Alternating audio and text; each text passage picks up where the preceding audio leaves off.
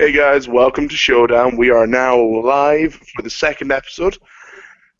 Tonight with us we have Skeletor, we've got Paul, and of course joining us this week for the first time we have Lewis from LD Global Podcast.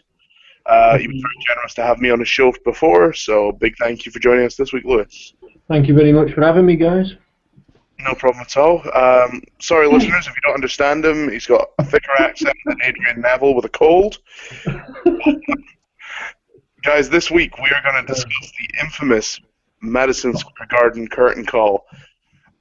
For those of you who don't know, just do a little bit of research when you get the chance. Basically, this is the incident that got Triple H screwed out of top dog position and let Austin take over from that point onwards. It was essentially one of the events that changed the landscape in WWE in some ways, or WWF at the time. And to begin with, wasn't such a problem for Vince until he realized that two fans in the arena had videotaped the whole situation, which later became a good thing for WWE because they used it later on when DX got a hold of it and used it to annoy Vince. So really, we're going to go into a little bit of detail about this. Just a heads up, we'll give you a little bit more warning than last week. We will be swearing. We don't give a damn. Enjoy, please. And guys, if you want to get your views across, we're going live, so please just tweet in your ideas, your suggestions, and any thoughts you have. This is Showdown. This is your show just as much as ours. So let's hit it off. Skeletor, let's go first with you, man. How did you find out about the MSG situation, and what did you think about it when you first found out? I watched it, I don't know, 15 years ago or something? It's, I don't know, I always hate people breaking kayfabe. It's always something that annoys me. Like I've said before, I hate Dolph Ziggler's freaking heel Ziggler Twitter handle. It's just, stupid crap like that irritates me. And so, yeah, it's something that I was very annoyed by the fact that, arch enemies decided to hug in the ring, and I guess it's better because it wasn't, a big televised event. So it only got out because of certain fans, but still, I'm not a fan of that kind of thing, so I just got annoyed by it. I think that's interesting. That's definitely something we're going to hit on, because currently you've already got the opposing view to me. Lewis, how did you find out about the MSG incident? I mean, do you find that, is it a big deal for you? Is this something that was just small, you know? Well, at the time, what year was it again? Was it 96, 95? Yeah, it would have been 96. Yeah, I was only 2 at the time, so I Oh, found just out a baby. found out years later with The Rock and Triple H in their feud when Rock referenced it. Yeah. Yeah, so, and then obviously looking back at the leaked cameras and that, it doesn't really bother me, to be honest, because it gave us the two greatest stables of all time in DX and NWO, so I was all for it. Cool. I think that's a really good point as well. We're going to hit on the connection to the NWO as well coming out of this. Paul, what's your thoughts on it, man? Do you think it's a shocking incident, or do you think this is just something that helped to revolutionize WWF at the time? Oh, it revolutionized wrestling. I was in high school when this occurred, so now I feel super fucking old. It was they're the infancy of, this was just like the start of the internet smart fans, that type of thing. So to find something like that, like when it happened, it was awesome. Because we never had anything like that before. Kayfabe just totally being broken, and then to know that Hall and Nash didn't even know that they were going to be leaving. So then everything just snowballed from there. I mean, it really changed the landscape of wrestling for both sides, for both WCW and WWF. It was huge. Okay, so just a little bit of feedback for you guys that don't know. The MSG Curtain Call happened, obviously, in Madison Square Garden, and it was, I believe, off the top of my head, it would have been a heel Triple H versus a face Razor Ramon at the time. And then the main event for the night was, I believe, face Shawn Michaels versus heel Diesel, right, in a cage match. And towards the end of the night, when the match was finished,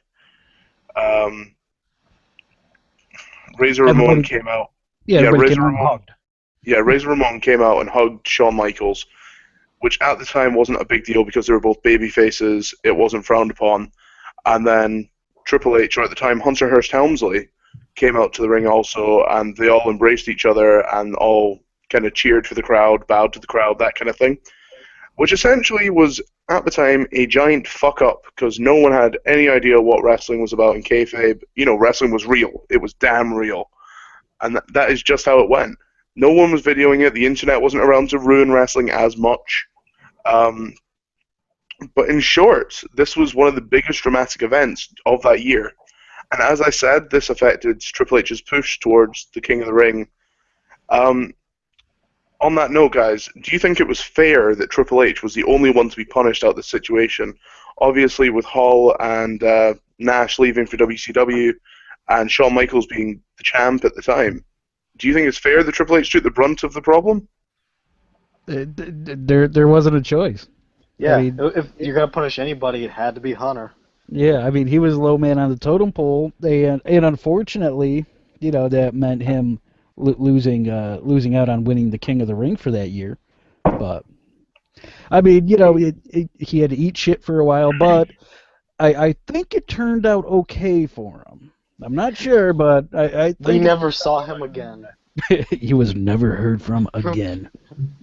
What do you think, Lewis? Do you think it was fairly pushed that Triple H was the one to be punished, or? It weren't going to be Shawn, was it, in all fairness? So who else do you blame? Do you blame Vince for letting it happen in the first place? But, no, I dread to think how many titles Triple H would have actually won if he won the King of the Ring that year as well. So Not enough, in my opinion. I mean, for me, yeah, it was unfair, but props to him. Allegedly, this is how Triple H gained his respect from The Undertaker, because he took the punishment without complaining. And until that point, Undertaker had thought he was an asshole in the locker room. To me, that's kind of cool. You know, if you're going to gain respect from The Undertaker, that's the way to do it. Yeah, and I'm sure that that's what really endeared him to Vince as well, because, you know, Vince loves that shit, you know? I mean, Vince is like the ultimate high school bully, where, you know, he loves that stuff. I mean, I've always compared pro wrestling to being worse than high school, and this right here just proves it. Did it really need Undertaker's approval? Because he was Undertaker was only there for, what, 6 years at the time. Did it really make a difference if he had Undertaker's approval? Yeah, I don't even know if he was like the big locker room leader at that point in time. You know? Yeah, I don't know how important I would he like was. to imagine though that after Triple H got squashed by Ultimate Warrior, that he comes to the back, and Taker just walks up to him, you know, puts his hand on his shoulder, tosses him a Coke, and says, "Good job, kid." I'd like to imagine that's what he does, and gives him a big thumbs up and then a wink. And then a tombstone pile driver. No, I want it to be a wink and a thumbs up and tossing him a Coke. Wow, you've just completely ruined Lewis's depiction of The Undertaker. Yeah. I have ruined wrestling. The American Badass is now the American Babyface. It's all good. Yeah. He is.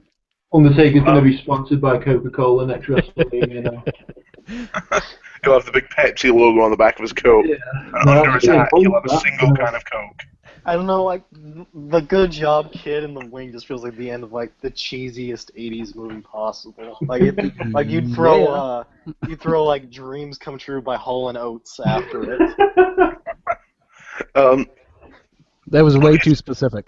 Do you know I heard what that song on the radio today. It's alright, guys, I'm going to pull this back. Let's segue from that.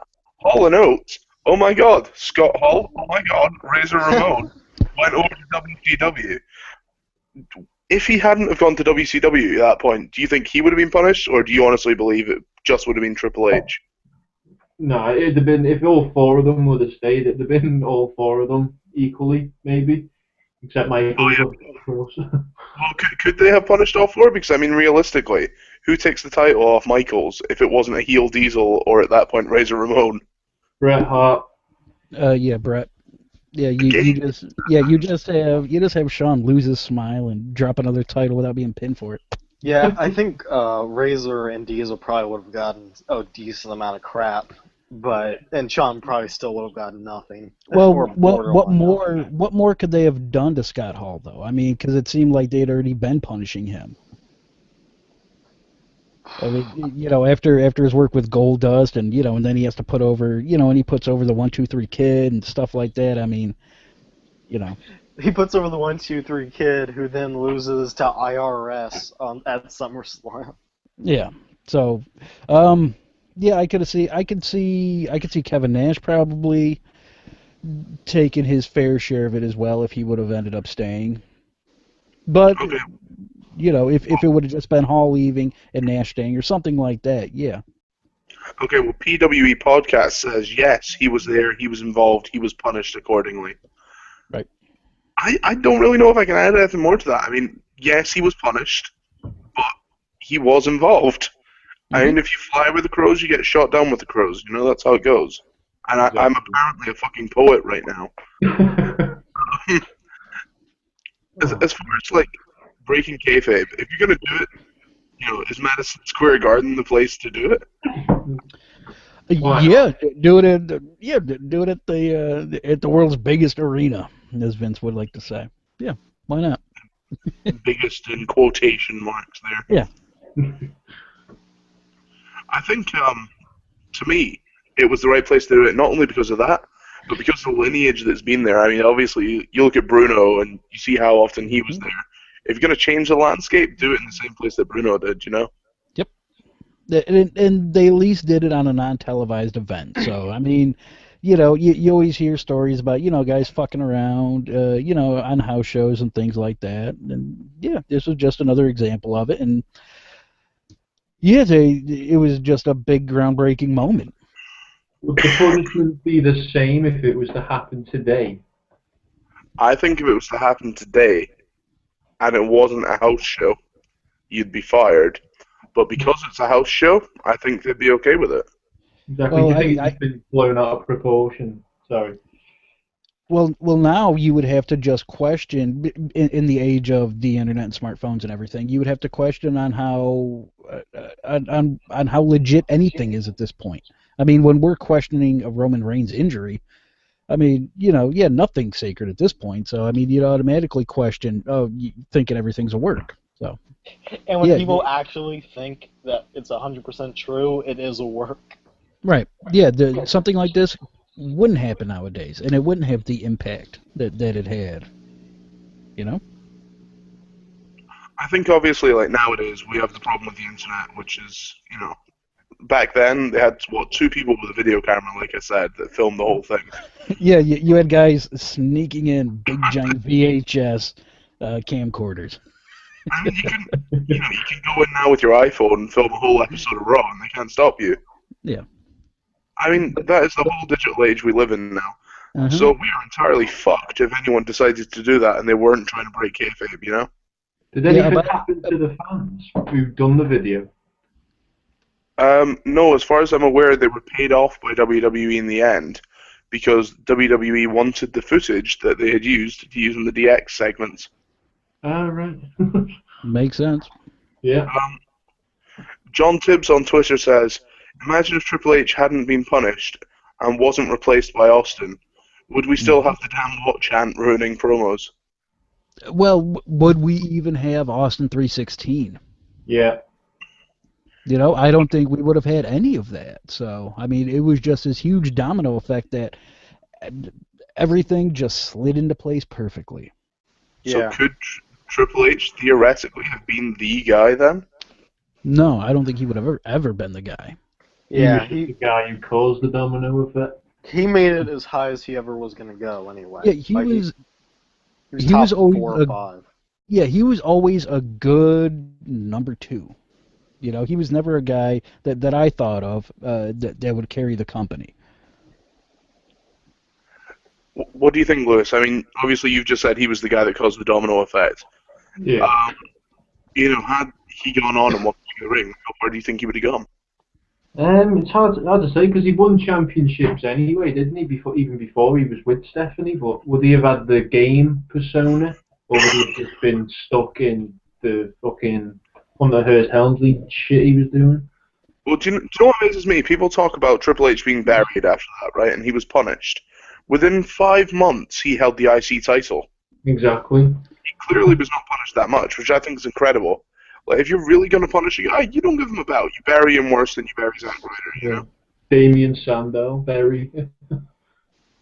Yeah, and I mean, it's like Skeletor said. If you're breaking kayfabe now, like Dolph Ziggler, for instance, with his heel Ziggler Twitter name, then, you know, if he's not punished for that, then who knows? I feel like he's punished for that every day. I think that's just his lifestyle and his noodly hair, his damn noodly hair.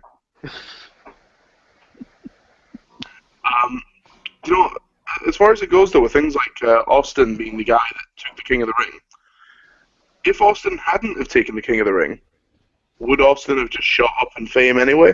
Would he have still had the match with Bret Hart? Would he have actually managed to do any of that? What do you think? There would have been no Austin 316 to start. So where it would go from there, I don't know, because you had to have him going against Jake Roberts for that to happen. I think that, you know, he might have had the match still with Bret, because it seemed like Bret really wanted to work with him, but you never know. I mean, because after it happened, you know, Triple H, he gets buried, he's gone.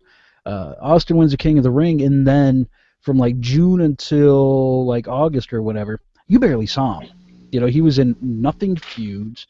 You know, he wasn't on pay-per-views. Wasn't on pay-per-views, was barely mentioned. I mean, they want you to think that after he cut that promo that the next night there was Austin 316 signs everywhere. No, there wasn't. So they had no idea what to do with him either. So, yeah, there was a chance that it could have still happened, I got to think. I mean, you know, he was just coming into his own with that character, and it really took for Brian Pillman for things to really kick off for him months later. So, who knows? There's a chance, but I don't think we would have had the Austin 316 shirt itself. So we wouldn't have had one of the biggest merchandise draws ever. Right. And who knows? Maybe there would have been nothing. Could have been something else, though, couldn't there? Yeah, he probably could have came up with something else. Yeah, I'm 90% sure Austin would have been exactly the same. Due to, as we just said, they didn't actually react to the 316 thing. Like, they pretend like they did, but they did not. It was the revisionist history. Yeah, that he won the belt the next night because we knew he was the biggest star in the company.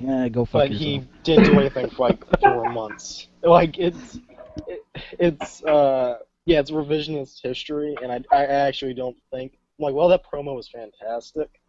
It didn't actually do anything for him, really, to me. Oh, it was huge though at the time, because I remember listening, I remember watching it, and then going, "Oh my God, that was just one of the coolest things ever."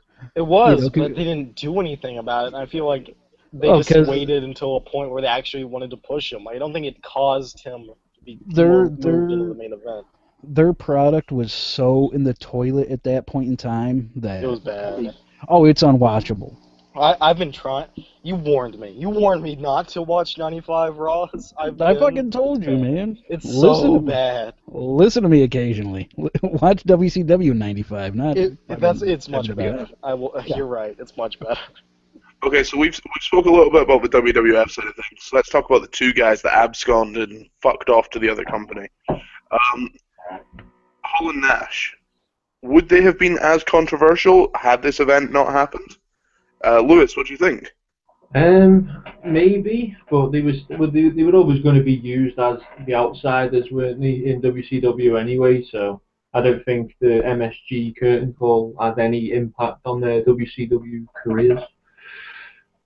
Because they were always going to align with Hogan at Bash at the Beach anyway, so I don't think it had that much of an effect. So you don't think the extra controversy helped their gimmick at all? I think they created something on often anyway. They could have had them turn heel or say stuff about Shawn and Triple H anyway. So I don't really think it made that much of a difference. Skeletor, what about you? I mean, obviously you've said already you didn't like the fact they broke kayfabe. Do you think it made them more of an attention thing when they went to WCW because they'd done that, or? Yeah. I mean, I do think people thought about it. There was a buzz with it, and it probably did add to them coming over that they had participated in like this really weird incident for the time. However, I do he said, I think that the plans were already I think the plan would have worked out the same way. I just think that it did give it a more early buzz than it would have already had. Blunt, but I like it. Paul, what about you, man? Do you think it added to their controversy, or was it just another cog in the machine, so to say? Well, I can tell you that a year and some change into the NWO run, it was never mentioned on TV. Yeah. So that they never mentioned it on TV or anything. But yeah, it wouldn't have mattered. Really wouldn't have mattered. It more affected WWF than it did WCW. It just kind of gave you an indicator of, okay, yeah, these guys aren't coming back. That type of thing. Okay, so obviously this incident helped to spawn two of the biggest factions ever in wrestling. Straight up, guys, which one were you, NWO or DX? Oh, that's a silly question. NWO or DX, man? Yeah, I'm an NWO. You know that. Lewis, what about you, man? DX, you've got this. I mean, the NWO started off good, but come the end, fucking, how many people did they have? They had the fucking Latino World Order. Yeah, you don't mess with the Blue World Order, that's for sure. Blue Meanie. Yeah. Skeletor, what about you? Are you DX or NWO? It's tough because NWO had the greater heights, but also had the lower lows. Like, it was like first, I don't know, year, 2 years, it was like the best thing in the world. Last 2 years, one of the worst things going on in professional wrestling. So it arched down to unbelievable lows. But hold on here. Oh, I got to defend my guys now. Yeah, it got to be terrible at points, but people forget, like, when DX and their couple last reunion tours, seeing 40-year-olds trying to act like sophomores in high school, that's pretty fucking embarrassing. Okay, it's true, but I was talking like in the context of the 90s and the Attitude Era and stuff. Nah, there's no context. We talk longevity. You want to talk embarrassing? Let's just roll out there. Scott Hall couldn't stand alcoholic mess. Six-pack or six or X-pack, 1, 2, 3 kid, that guy with too much heat, fuck whatever he's called, had sex with China who was in DX, and then went to DX himself. To me, that suggests DX is better when you leave the NWO for DX. And then I guess on the opposite hand, if some fucker wants to go there, Shawn Michaels went across to the NWO at one point as well. No, we're not counting that. That was WWF NWO. Yeah, that doesn't count. Yeah, that's post-purchase. No, wait, no, that still counts. If I'm going to still count, the old shitty DX, and yeah. DX. Yeah, I guess if you're gonna be unfair one way, you got to be unfair. Absolutely. So you have to remember that Hornswoggle was technically a part of DX, as was Great Greatest mascot of all time. Okay, I will say that the best moment of New DX, which was generally kind of garbage, their best moment was when they just beat the dog shit out of Hornswoggle for no reason. I was so worried you were going to say Midget Court. No. No. People's Court. No. Shawn Michaels like super kicking Hornswoggle for no reason, and then them hitting a pedigree on him. There is always a reason to beat on a midget. Lewis, you were definitely showing your age when you said Midget Court was a good thing. Midget Court was a bad thing. No, of course it was a bad thing. I was just talking about him getting the shit kicked out. Greatest Raw segment in history. Man, guys, come on. I can't believe you're trolling on my show. I'll mute you. That is awesome. Oh, man. The new DX was amazing because did you not see the segment where they ripped Vince and Shane McMahon when they dressed up? Come on, that was comedy gold. Okay, I will admit, I actually laughed at that quite a bit, I'm not going to lie. That was good, but it still ended in a poop joke. Hey, do you want to know something? Do you want to know something really bad? Of all the posters I could have had as a kid, I went to one wrestling show, and I bought an X-Pac poster. Oh. pack was on my roof as a poster for years. There's not even words. Hand on heart, I was a DX guy over NWO every time. Yeah. As a kid, I thought DX were so much funnier. As an adult, I see the appeal in NWO. So let me ask you then, was NWO aimed at adult and DX at kids? Or was the whole plan to aim them both at the same age group? Teenagers for DX, it's got to be. If dick jokes are catered to any child under 13, there's a real serious bad public image in WWE.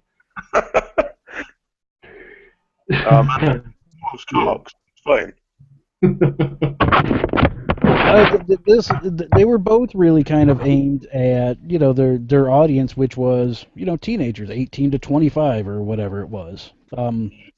Looking back though, just because the members of the NWO were older, yeah, it would make you think that it was aimed more towards an adult audience or a geriatric audience, depending on, you know. Oh, okay. I have the final decision here. DX, they got boobs. NWO, you got Old Man Hogan, and then you got Bischoff. Yeah, that's why DX wins. Yeah, I'm gonna say DX wins on the fact they had boobs.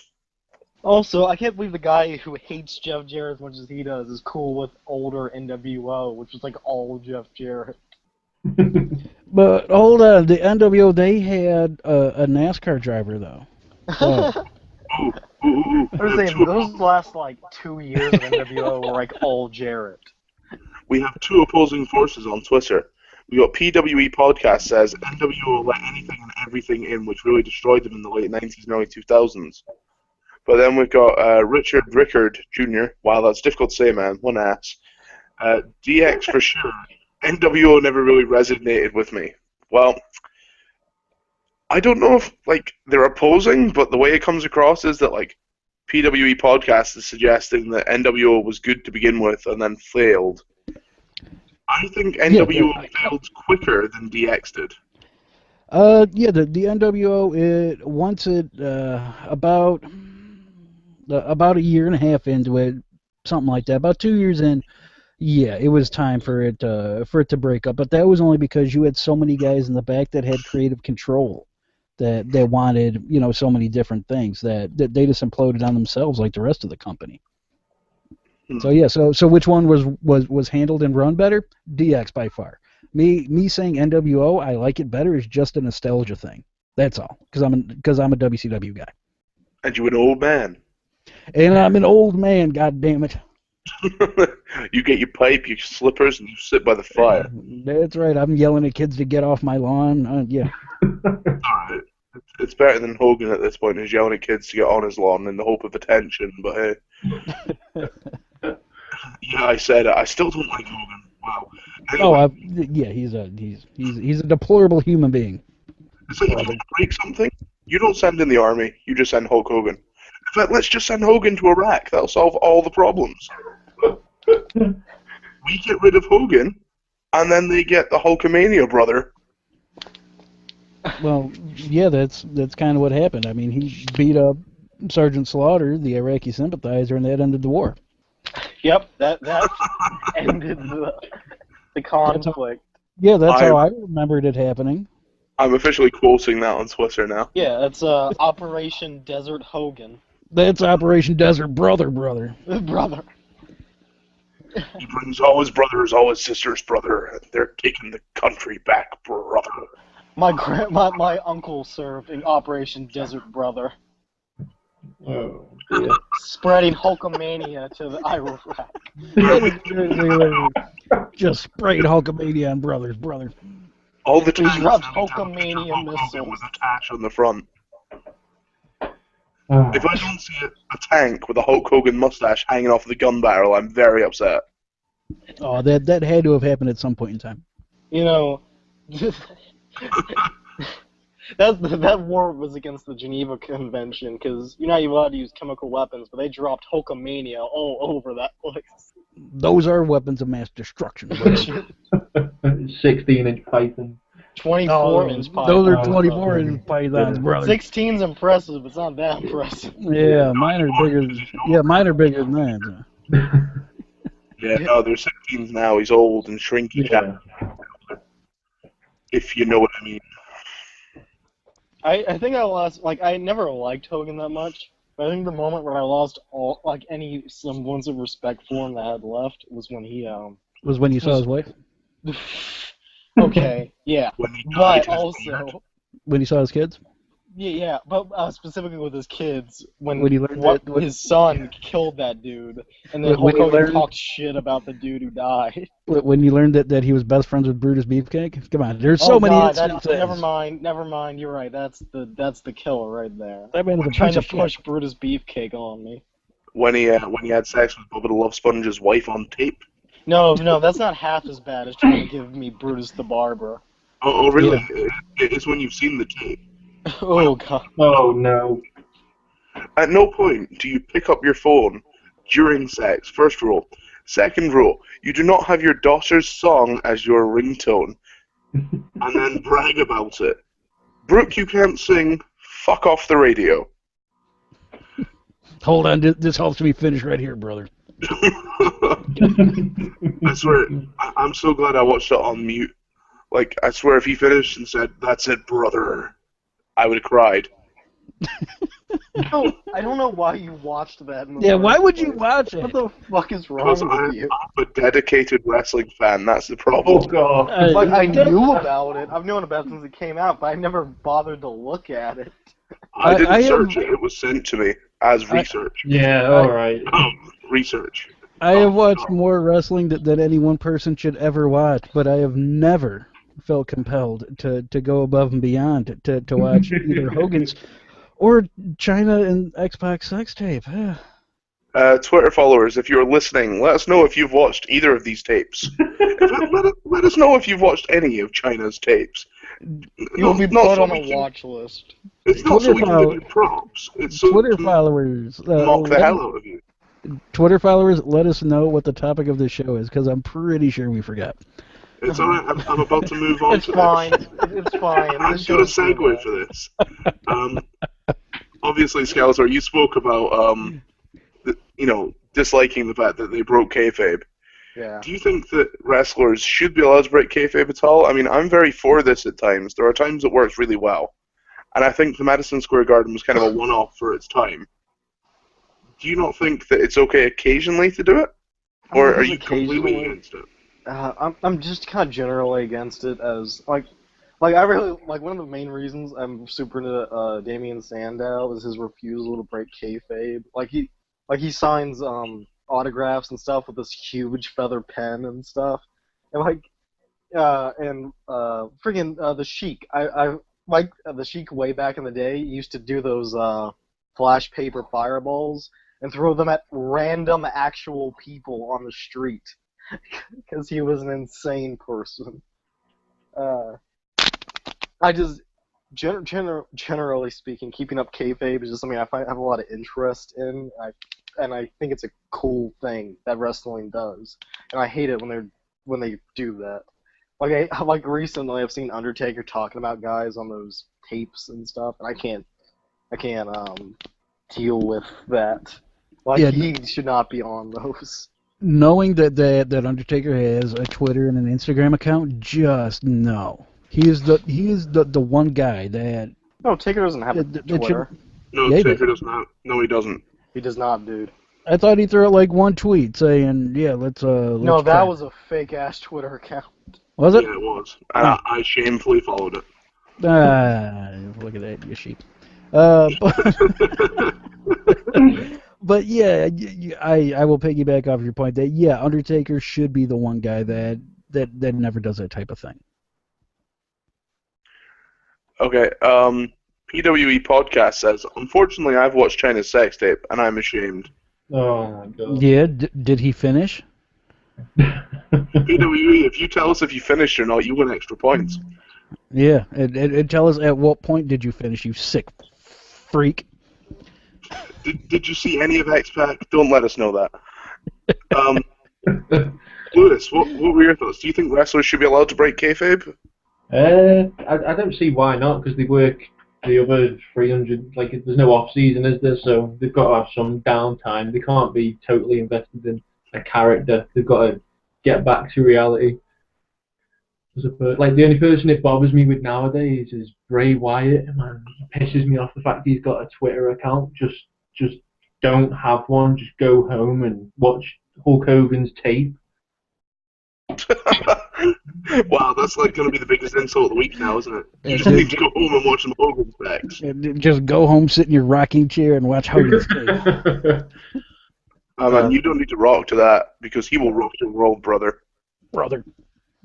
Stardust as well. It's just when your tagline is like, it just annoys the fuck out of me the way he spells every word weirdly on Twitter.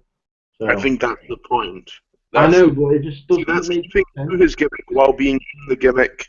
Is that really breaking kayfabe? I just don't think it's doing anything, to be honest. I don't see any reference to it on Raw. The fact he's like, they should have said that he's at least hijacked Cody Rhodes' account or something. At least make it more interesting. Why? I mean, he's cosmic, he's scientific, scientists like technology. Don't be a cunt about it. Enjoy. I know, but little picky things. But I think wrestlers should have like the downtime. So as long as they don't reference the fact what they're writing on Twitter, on TV, it doesn't really bother me. Skeletor, what do you think? I mean, obviously you've heard these guys talk about it now. Are you any more convinced that we shouldn't break kayfabe? I mean, yeah, I really don't like the concept of it. Like, it's something that wrestling has that no other, like, I don't know, what do you call it, like, medium of entertainment has. Is like, because, you know, if a guy's shooting a movie, while they're shooting the movie, they're just themselves in public. After they shoot the movie, they just talk about it as themselves. But wrestling, these guys, some of these guys, I think a few people still do it. Bray Wyatt's pretty good about it in actuality, just walking around, just being a creepy, weird dude. But this doing kayfabe in all your life, pretty much, except, you know, of course, I guess, like, in your house or in private places. It's just a really cool concept to me. And I hate it especially when they do it for no gosh dang reason. Like this stupid Ziggler thing. Like, I don't get why that friggin' dude just put that shit out there. Because he's a massive noodle-haired freak. We covered this on Lowdown. It all depends on how it's handled. Like when you have like a work shoot like CM Punk's pipe bomb. Dude, that was real. It was damn real. Yeah, that's where it's handled effectively. But then you fast forward a few months, and then he's going to Triple H. No, this isn't CM Punk talking to Triple H. This is Phil talking to you, Paul. Oh God! Amazing. That made me want to die. Yeah. I'm pretty sure that I changed the channel at that point. Anytime anyone calls Hunter Hearst Helmsley Paul, I change the channel. Yeah, there's only one. Yeah, there's only one Paul out there, and it's me. Goddammit. Do you want to know? I actually enjoyed that. I'm going to argue this. Yeah, I loved it. At the time, they were trying to make wrestling seem more real, which is a bad idea. Right? I'll give them that. If you want to make wrestling seem more real, you have someone snap occasionally and you break out a character. However, if you're going to do it once, you have to stick with it. They have to be able to do that a lot. And that's where they fucked up, because they let CM Punk do it too much. Yeah, that's where it became his gimmick. Yeah. Speaking of which, Lady, I hope I said this right, I'm sorry, Cheryl. Lady KN says, I think WWE forces their superstars to have a Twitter account. Ambrose has one but never tweets. The same with Kane. And to finish off the last story with feeling ashamed, PWE podcast. Dude, you didn't even finish. I'm not impressed. Well, you power through. Would Hulk Hogan be proud of that? No, you'd eat your vitamins to finish, you dick. Yeah, you man up. You close your eyes. You picture something else, and you fucking finish like a man. God damn it! What's wrong with you? To the fucking video. Yeah, geez, what? You're just watching it for entertainment? No, you watch it. And you do your job. Damn it. Although I've got to admit that must be fairly embarrassing when you're watching Hulk Hogan and you have no lower low to go to. I'm gonna be a jerking off motivational speaker now. That's my gimmick. Okay, Okay. You Well, should do that with Bo Dallas. That's why I get it. Yeah. No way, I'm not gonna. No, because he's too wishy-washy about it, man. I'm gonna be like fucking drill sergeant. we obviously can't discuss the click without talking about, if you could have a modern day click that you could put together as the click and then break up to form a new NWO and a new DX, who would you have in it? Cena. Skeletor, I'm going to let you go first. Okay. Let's think Yeah, 'cause about I the know young guys I like. Dean Ambrose. Seth Rollins. I'm sensing somewhere. Sami Zayn. Somewhere Crypt is just orgasm. Who do I like who's young? Luke Harper. There. And then they break off, and where Dean and, what was it? Who that? Okay. So I guess Dean and Harper go on to be NWO founders, and Rollins and Sami Zayn are DX founders.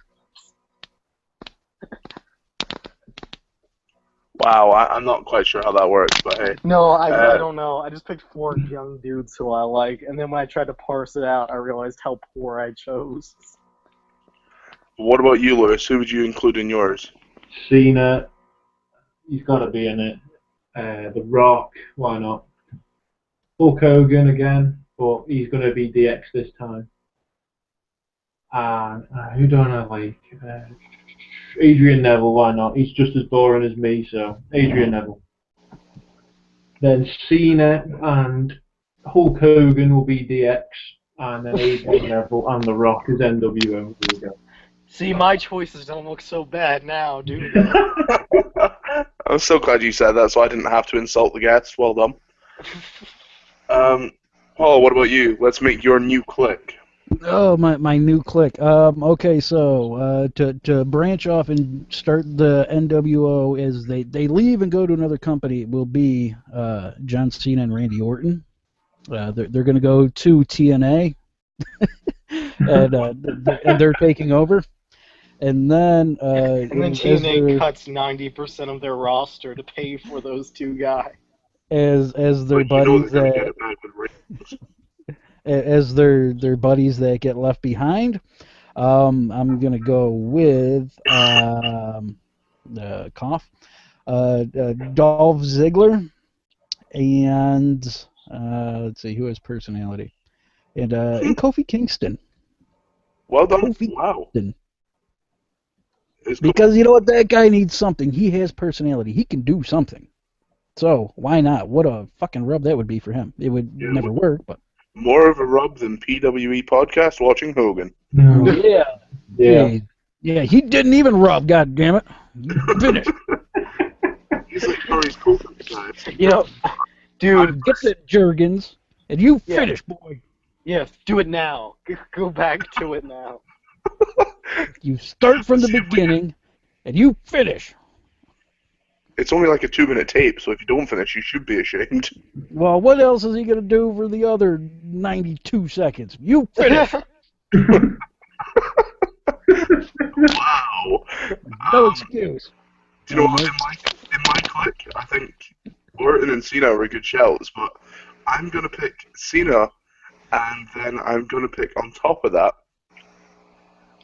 I'm going to take Big Show, and I'm going to put him back into the NWO, because he was in WWE's eyes, he was originally a member, He was one of the originals. He wasn't, but they mention it so many fucking times. So they both go to TNA. TNA gets ratings, blah, blah, blah, blah, blah. Spike TV regret letting them go. They become a big competition again because they have Cena and lots of little C Nation fans. Big fucking whoop. Guys are going to make a new DX. You're going to put Ambrose in there because fans get behind him. And then next to him, you got to have someone that can work well. Because obviously we're not going to put Reigns in there because that at the minute would be awkward as hell. And he's not funny enough. Or actually, that's a lie. He could be funny enough. Fuck it. Let's put Reigns and Ambrose together for a new DX. Yeah, I could see Roman Reigns in his monotone going, yeah, fuck it. You see, Roman Reigns is now my least favorite superstar because he shat on Captain America on WWE.com. Oh, he So, did. Oh Blasphemy. my gosh! Assemble the troops. Grab pitchforks and You couldn't torches. have you couldn't have at least said Avengers Assemble. That would have made complete sense. yeah, you Yeah. should have said Avengers Assemble. But Wow, yeah, rude. he Oh, crapped on the greatest superhero of all time. So I just go away, Roman. I'm done with you. okay, so let's say Hogan, right, was the guy that went across and he became the heel. Hogan's heel turn. Is it the biggest heel turn of all time? Yes. Yeah. Go on, Skeletor, appease the motion. No, one of those 36 times the Miz turned heel. Oh, that was the biggest heel turn, yeah, of Yeah, course. well, pick one of them, and I'll say that's the. Okay, cool. Yeah, that time he refused to tag Kofi after on 1 week of Raw, and then turned face again the next week. There we go. That was a huge moment for Miz in his career. Probably the moment since beating John Cena at WrestleMania. Yep. Those awkward few months where we just didn't know what to do with them. Biggest heel turn of all time. I would like to argue that the biggest heel turn, besides Hogan, would either be Vince turning heel and revealing himself as the higher power, or Steve Austin turning and helping Vince at WrestleMania. Yeah, that one. The I would say Vince with the whole. I'll give you the Vince turn, but not when he was the higher power. It was after Montreal Yeah. when he screwed Brett. What about To when me, that's the Triple only H? one that's close enough. What about when Triple H turned on returning Shawn Michaels? Yeah, but it didn't change the business. I mean, Hulk Hogan was Hulk Hogan. I mean, in the '80s, he was pro wrestling. It's You know, true. the reason that I would say 70% of people watched wrestling back then in the '80s and '90s was because of Hogan. You know, he was always that guy. The only comparison would be John Cena turning. That's it. That's the closest thing. I like to imagine everyone was watching wrestling for Magnum TA. Hey, yes, mustache. You can bring yourself to agree with that, Paul. See, because Magnum TA, like, I still stand by. If Magnum TA didn't get in that car crash, NWA would have started kicking some ass. Well, who knows? Who knows? But he would have never rose to the height of someone like Hogan. I mean, Hogan is a household name. You can talk to anyone that doesn't even know what pro wrestling is. You know, that doesn't know anybody else. You say Hulk Hogan, they know what that is. They know who he is. They know that he is a wrestler. Yeah, they So- know Hulk Hogan, they know Macho Man Randy Savage, and they Yep. probably know John Cena. The Rock. Maybe. And The Rock, And- definitely The Rock. Right. Yep, you know, there's a few select names, and Hogan is usually right at the top of that list. And when he turned, yeah, it was the biggest thing. But yeah, I'll give you though Vince turning, and you know the whole Brett screwed Brett thing, that was huge. Well, Brett did screw Brett. Wow, that's a topic for another showdown. Damn right it is. We're going to have to discuss that one at some point. You know, to sum things off, though, the MSG thing, was it really as big as people made out, or is it something that is just blown out of proportion because it was big for its time?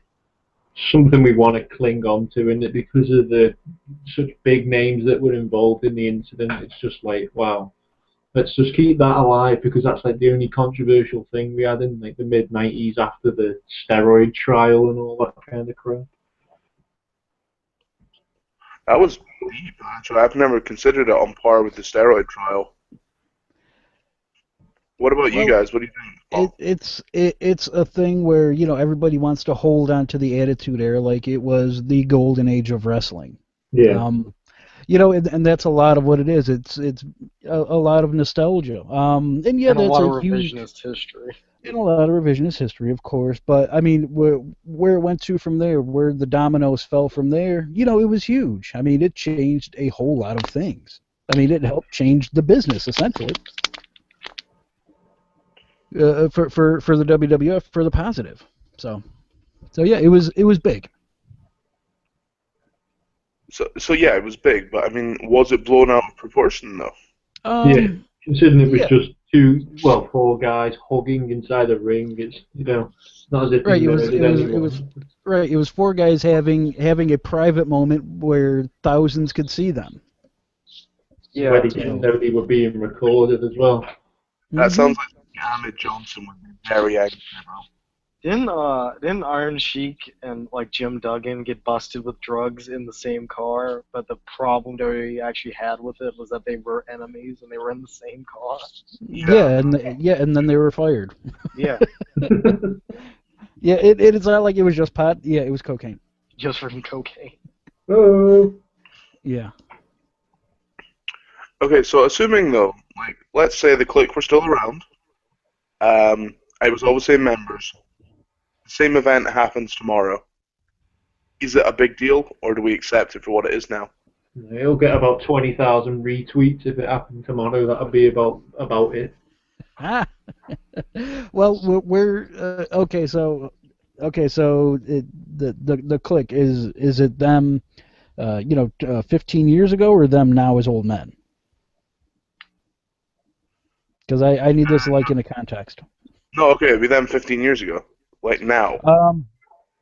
If the Well. exact same incident happened Yeah. in the exact same style, at the same ages, but Okay. yeah, I gotcha. Move I up gotcha. the entirety of wrestling history 20 years. Everything Okay. started 20 years later. The thing is that Some good pipe bombs.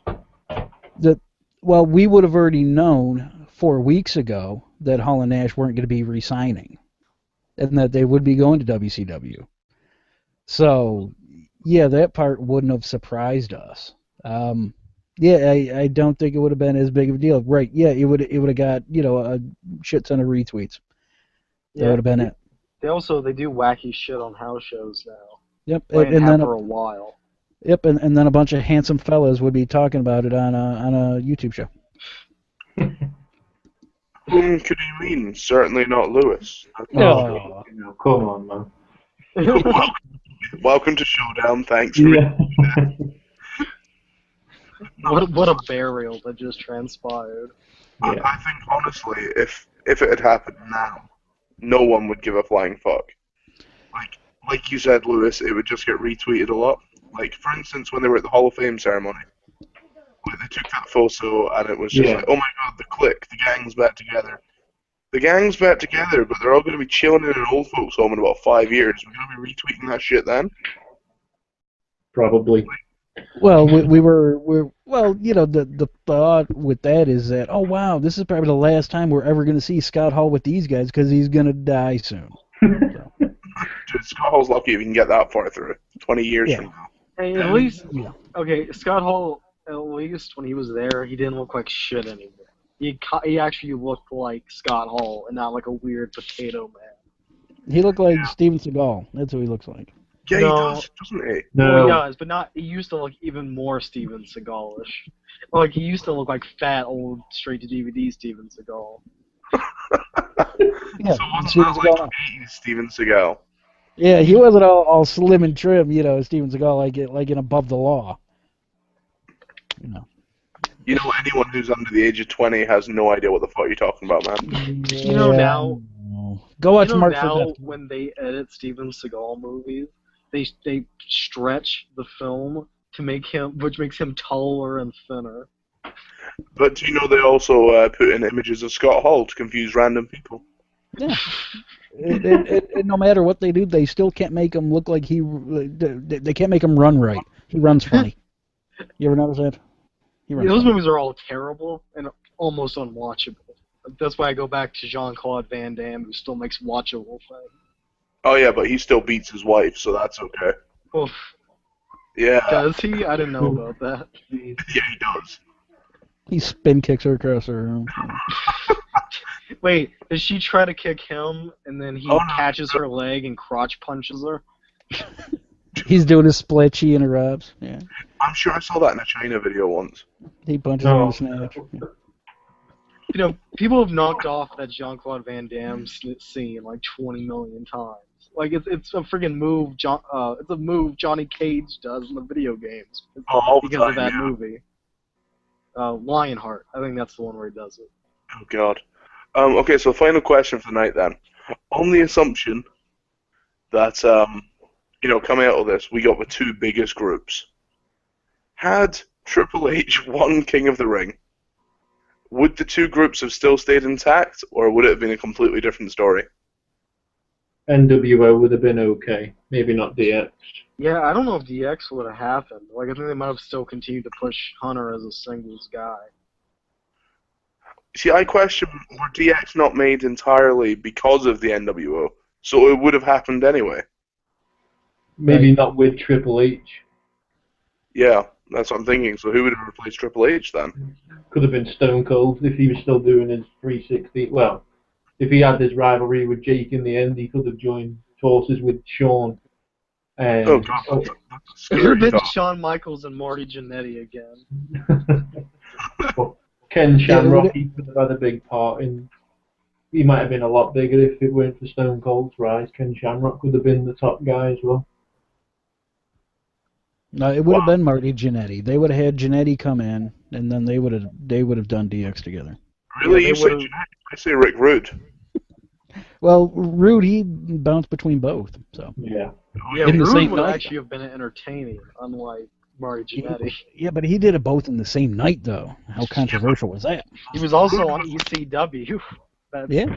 well, a taping that played in some places on the same night. Rude was also essentially the biggest wrestling whore because of that. He was in all of the cliques, all of the groups, in one night. Mm-hmm. And then a few months later, he died. So I don't Oh. know. Sounds like China gangbang. It's all the same. Oh. Oh. Yeah, don't awe her. She had it. No.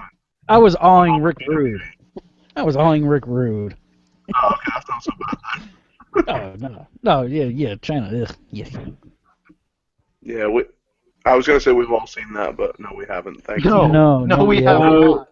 But you want to know what's even more sad is that Triple H, he had her first. So yeah, Waltman had like Triple H just sloppy seconds. Ugh. Think about that. At least he ended up with stuff.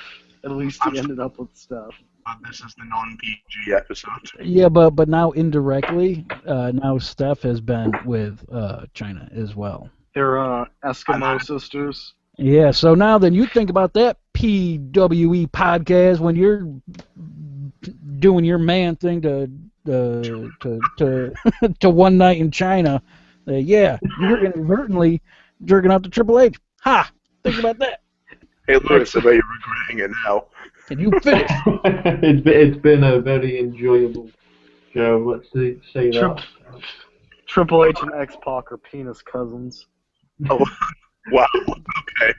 Lewis, where can these guys find you if they decide to? What night do you do your pod? Podcast normally ranges either Sunday or Monday. So follow our LD Global Podcast on Twitter. You heard the man. Go do it. I know there's at least 5,000 of my followers, so each and every one of you better listen to this and do as he says. I know you won't because you're bad like that. But please, guys, we love you. Go follow him. Yeah.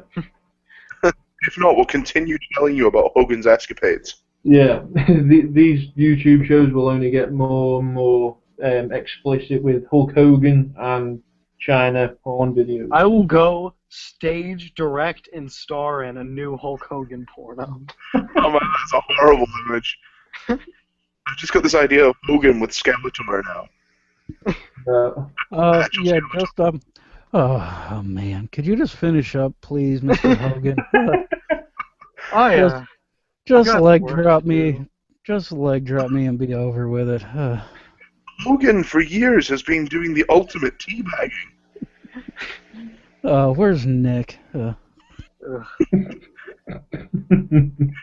Right, guys, thank you so much to everyone who's joined us. That's the end note of that. That's how you gotta end it. Where's Nick? Essentially, guys, the story here is if the click happened today, nothing would have happened. They'd have got retweeted, and no one would have given a shit. Stop living in the past. Realize what it was. It was a hug, right? That's the message. It was a hug. It's a memory of a hug. They enjoyed a special moment, and all you did was take photographs, and two cunts on stage videoed it. It wasn't even a hug between X-Pac and China. Wow, okay, we're leaving it there, man. Big thank you to everyone who listened tonight, guys. Don't forget to tell your friends about this. If you've got anything you want to talk about, please make sure you comment, like, and subscribe on YouTube. And be sure to follow Y2Stump, follow _ WWE, Woo. LDG Podcast, Thank you. and of course, myself, all on Twitter. New Nitrocast is up, folks. Go listen to it, kids. Go live in the past. Yeah, listen to it. Listen to it. Yeah, live in the past and do the exact opposite as I've just told you. That's right. Watch Nitrocast on Go listen to the Podomatic. Nitrocast. I do the greatest Dusty Rhodes impression ever this week, so go listen to it. And of course, guys, don't forget you can always get Lowdown Tuesday night, and you can now get us on iTunes because we're fancy like that. It's on iTunes. So we'll see you guys there. Mini Speak to you gator later. for life.